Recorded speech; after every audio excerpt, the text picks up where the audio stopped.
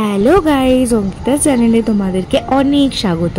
আশা করছি তোমরা খুব ভালো আছো আর আমিও খুব ভালো আছি। নতুন ব্লগে নিয়ে আবার চলে এলাম। আর আজকে আমরা অনেক দূরে সপরিবারে মিলে যাচ্ছি। আর আজকে আমরা একটা রিসেপশন পার্টিতে যাচ্ছি।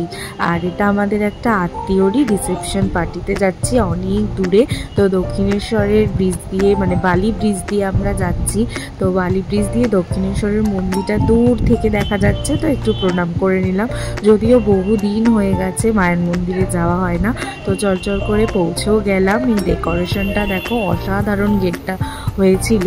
আর ব্যাকগ্রাউন্ডগুলো সাইডের বিভিন্ন সুন্দর ফুলের পিওর ফুল দিয়ে সাজানো হয়েছিল।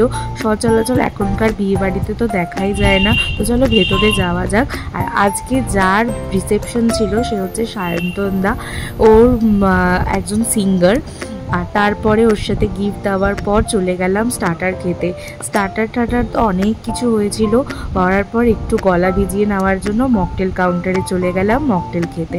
মকটেল নিয়ে এখানে চলে বসে পড়লাম আর একটু মানে গল্প সাক্ষাৎ করতে করতে আস্তে আস্তে মকটেল খাচ্ছিলাম। আর একটু সবার সাথে ইন্ট্রোডিউস করে দিচ্ছিল বৌদিরা।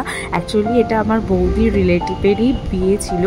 আর তার সাথে এখানে যেহেতু গানের মানুষের বিয়ে, আর তার জন্য গানের কনসেন্ট থাকবে না সেটা তো হতেই পারে না।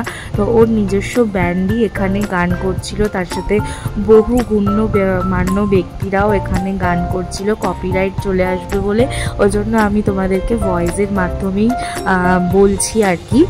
আর সায়ন্তন দাকে তোমরা কম বেশি অনেকেই চেনো, আবার চেনো না, বাট আমি বলে দিচ্ছি ও খুব সুন্দর গান গায়, একজন সিঙ্গার অ্যান্ড প্লেব্যাক করে। তার সাথে ওর ইউটিউবে একটা চ্যানেলও রয়েছে, বিভিন্ন সুন্দর সুন্দর গানের অ্যালবাম করে। আমি লিঙ্কটা দিয়ে দেব, তোমরা চাইলে ওর গানের চ্যানেলের ভিডিও দেখতে পারো। তো ওরই রিসেপশন পার্টিতে আজকে এসেছিলাম। খুব ভালো মানুষ দাদা। তো আগেও আমাদের ছোট থেকেই পরিচয় অনেক দিনের, তো অনেক দিন বাদেই আজকে দেখা সাক্ষাৎ হলো আর কি। আর সবার সাথে এই বিয়েবাড়ি বা যে কোনো অনুষ্ঠান হলেই একসাথে দেখা সাক্ষাৎ হয়। পুরনো মানুষ যাদের সাথে আমরা সচরাচর খুব কম দেখা হয় বা কথা হয়, এরকম মানুষদের সাথে আজকে অনেক দিন পরেই দেখা হলো। তো দেখা সাক্ষাৎ গল্পগুজব করে তারপরে আমরা চলে গেলাম খেতে বসতে। আর এখানে দেখো, এটা হচ্ছে মেনু কার্ডটাকেও পজ করে দেখে নিও। যাই হোক, তো খুব ভালো রান্নাবান্না হয়েছে। রান্নাবান্নার রিভিউটা তোমাদেরকে কিছুক্ষণ পর দেবো। তো এখানে আমরা এখন খেতে বসে পড়েছি, এখন আমাদেরকে দেবে। তো এখানে সব বৌদি দাদারা বাবা আমরা সবাই খেতে বসে পড়েছি। অনেকটাই যেহেতু রাত হয়ে গেছে, তো আমাদেরকে এখন প্লেট দিয়ে দিল। তো প্লেটটা এখন তুলে নেব, তারপরে খাওয়ার দাওয়ার স্টার্ট করব আমরা। যেহেতু অনেকটা রাত হয়ে গেছে আর দূরেই অনেকটা এসেছিলাম, বাড়িতেও ফিরতে হবে আমাদেরকে, তাই তাড়াতাড়ি করেই খেতে বসে পড়লাম আমরা। তো তারপরে আমাদেরকে একটা জলের বোতল দিয়ে দিয়েছিল, আর তারপরে দিয়েছিল ফিশ কবিরাজি। আর কবিরাজিটা সত্যি খুব ভালো হয়েছিল। স্টাফিংয়ের থেকে ফিশটা মানে পিওর ক্যালকাটা ভেটকি ছিল, ভীষণ সুন্দর হয়েছিল খেতে। দেখেই আমার তো এখনই মানে এডিটিং করতে করতে মনে হচ্ছে। আর সব থেকে শো স্টপার ছিল মাটন বিরিয়ানি, যেটা পেলে যেন আমার একদম মনের স্বাদ মুখের স্বাদ সব কিছু পূরণ হয়ে যায়। আমি এতটাই পছন্দ করি মাটন খেতে আর মাটন বিরিয়ানি খেতে। তো মাটন বিরিয়ানির ওপর জাস্ট হামলে পড়লাম।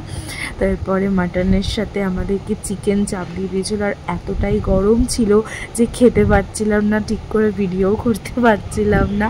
খুব ভালো ছিল। আর আমি ফুড ব্লগার না যে তোমাদেরকে ফুড ব্লগারের মতনই আমি তোমাদেরকে শেয়ার করছি। তো লাস্টে হচ্ছে সবাই আইসক্রিম খাচ্ছিলো, যেহেতু আমি আইসক্রিম খাই না। তো তারপরে গাড়িতে উঠে পড়লাম আর বাড়ি চলে যাচ্ছি। তো আমি এখন বাড়ি চলে যাচ্ছি। আর তোমরা আমার ব্লগটা দেখো, আই হোপ তোমাদের ভালো লাগবে। ভালো লাগলে like comment share and subscribe. ভালো থেকো, সুস্থ।